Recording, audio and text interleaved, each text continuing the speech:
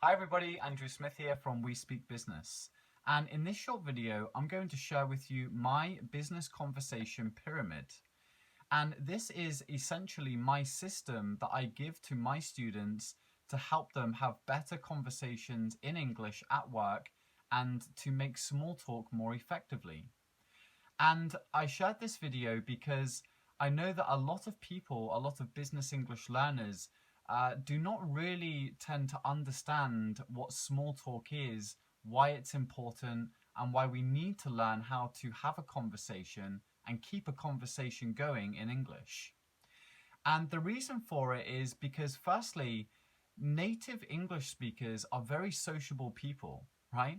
When you think of Americans or Australians or British people or Kiwis or Irish people, generally speaking, we are very sociable people. We like to go out, we like to meet new people, and we're always interested in learning about other people as well.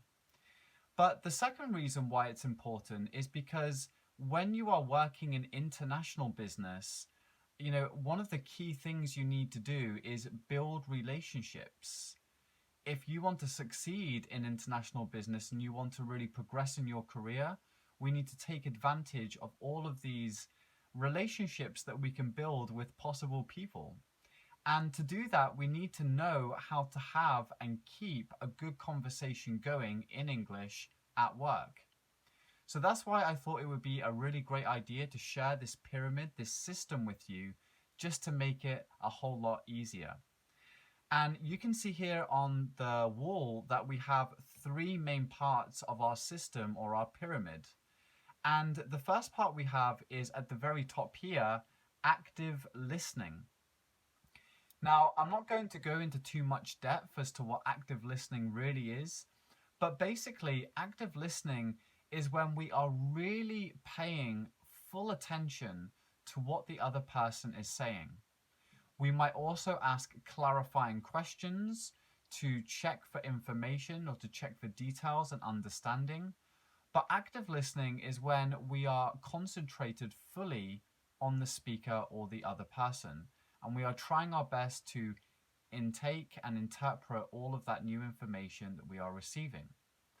So the very first thing that we need to do if we want to be a good conversationalist is to always be practicing our active listening skills.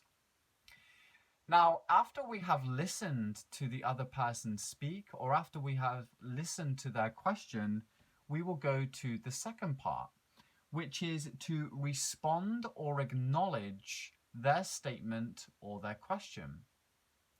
So, for example, if they make a statement about the coffee machine being broken, we might acknowledge that by saying, yes, I know, it's really annoying. Or I could say, I know, they said they would fix that last week. Or if they ask a question, for example, do you miss the coffee that we used to have in the breakout room? I would respond to that question by just saying, yes, absolutely, I miss that coffee. Or no, I hated that coffee. I'm glad they've changed brands. So it's important that when we start speaking, the first thing we should say is we need to acknowledge their statement or we need to answer their question. Because the other person is either going to say something that we need to kind of say we've taken it in, we've understood, or we need to answer their question if they've asked us a question. Now, after we've done that, the third and final thing we need to do, and this is probably the most important part of this pyramid, is we need to ask a returning question. So if they say, or if they ask us if we are glad that the company has changed coffee brands, we might ask a follow-up question and say, what about you? Or are you much of a coffee drinker? Or we could also say, did you hear how much this new coffee brand is? So it's really important that the last thing we do is we ask a follow-up question. And the reason why this is so important is because this is what keeps the conversation going.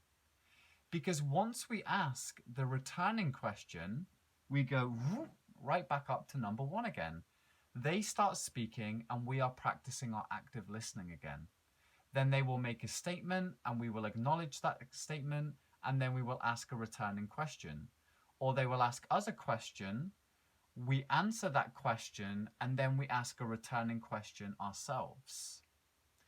And really, if you follow this system, this pyramid, then there is no way that you are ever going to be at a loss for words, and it's going to eliminate a lot of those awkward silences or those awkward moments that you used to have when, participating in small talk with a colleague, a client, or your boss.